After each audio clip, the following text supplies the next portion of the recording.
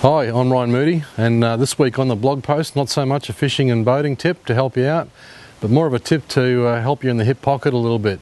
Now, I was having a chat to the fisheries boys, boating and fisheries boys this morning actually. I asked them what are the most common offences out there that people just don't seem to remember to do and things like that, things that can be easily avoided.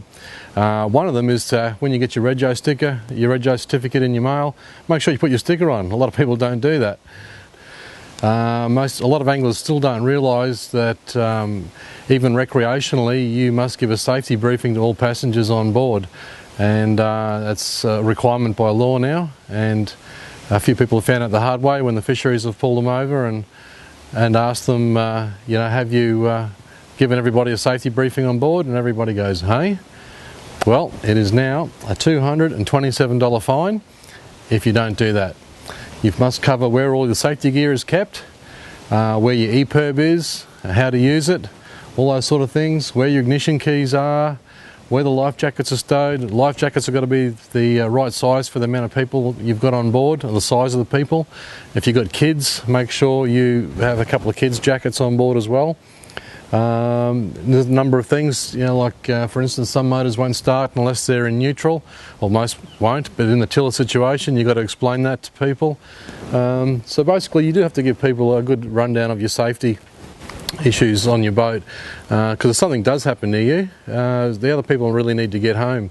So it's not one of those laws that that are ridiculous or anything like that at all. It's actually very good to let everybody know where everything is. So keep that in your mind next time you go fishing. Just let all your mates know where everything is on the boat and how to get themselves home. Another one, our flares. Even though your flares might be in date, but if you're letting them wallow around in the water or just in a plastic bag in the bottom of your boat, that can render them useless, and of course it's easily to tell. They look terrible, flares, when they've been soaking in water and stuff like that. They all puff up. So you've got to keep your flares in a good waterproof box, and you can get them from most marine outlets. So things like that, even though, like I say, your flares might be in date, but if they're not in good condition, you'll get a ticket for it. Now, another thing also, in all vessels, you must have a life jacket sign where your life jackets are stowed, so that people know exactly where to go. That's a compulsory requirement, not only for vessels like this in survey, but also recreational vessels as well. And for those of you who'd like to travel offshore, your EPIRB.